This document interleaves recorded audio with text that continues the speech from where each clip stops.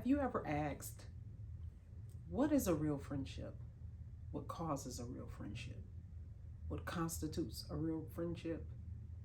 Well, I want us to talk about it today, giving a few examples of what is a friendship or can look like a friendship, and what are the signs that maybe you don't have a real friendship. My name is Eleanor. I am a Christian life coach. I coach mothers navigating turbulent or strained relationships with their adult daughters. My focus is the mother, helping her to walk on in her calling and in her purposes, whatever that may look like. And when I say whatever, I mean, what is it that you're trying to build? What is it that you're trying to gauge?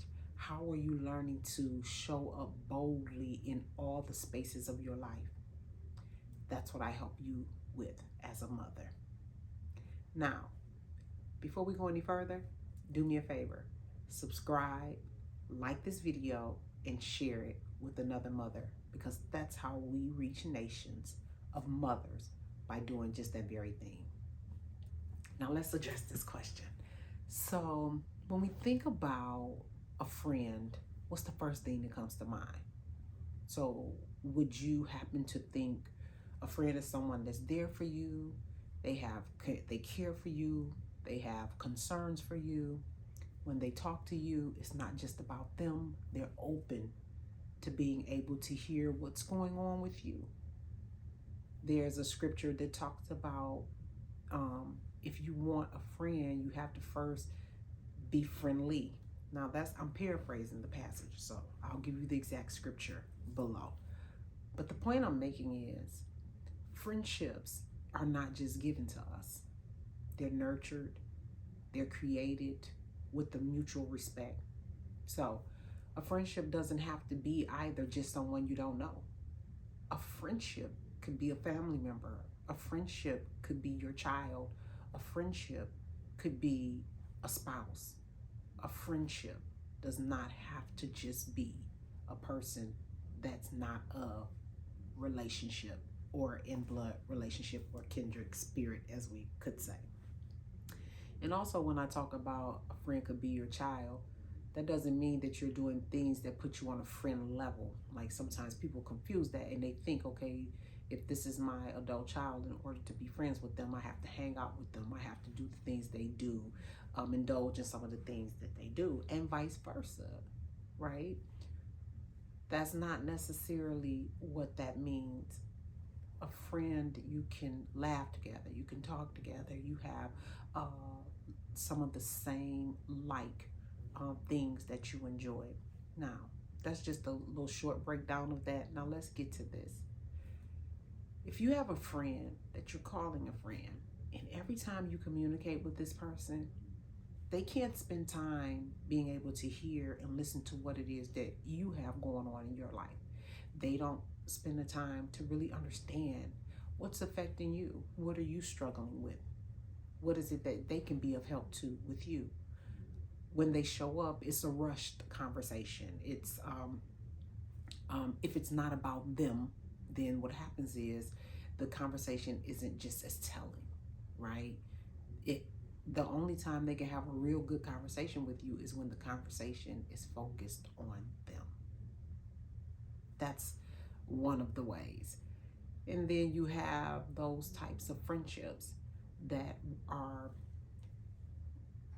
everything is about them. You get on the call with them, you go out to dinner with them, you whatever it is that's causing you and this person to be engaged, their direction is always self-reflection. They enjoy only the topics of conversation that focus on them. Let's even talk about that. We talk about a meal. If you're going out to dinner sometime, is one person always paying? That's a good indication that you could have somebody that's a user in a way.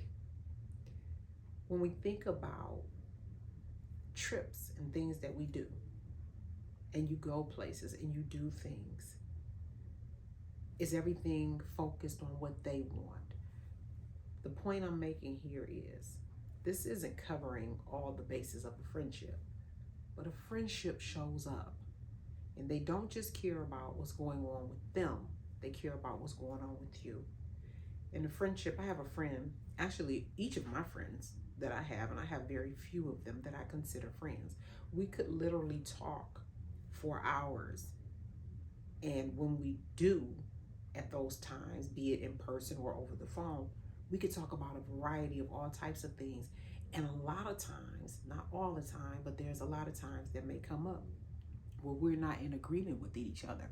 We don't see eye to eye. They may not agree with something I'm doing. I may not agree with something they're doing, but our friendship stays intact. We're not bound or governed by saying, well, because you don't agree with me, I'm upset with you, or we really can't be friends. We all have difference of opinions. So when we have difference of opinions, we should respect the other person's opinion. It doesn't mean that we don't have a genuine friendship because we disagree. It simply means you have a difference of opinion than mine. Friendships are to be adored in a way, respected, cherished, and understood, valued. So I have so much I can say on this topic, but I hope that this couple minutes or few minutes gave you just some insight. A friendship is mutual. It's not one-sided. It's not all about give and it's not all about take. A friendship is neutral. Now, there are times where when you have a friendship, you really may need to have someone just hear you. That's what friends do as well. But that's not the majority of the time. All right? So the question again is, or stated in a different way, do you have a friend? Or do you have someone that is self-consumed about what's important to them? I want us to remember that we are mothers conquering together. And don't forget to like, share, and subscribe to the channel.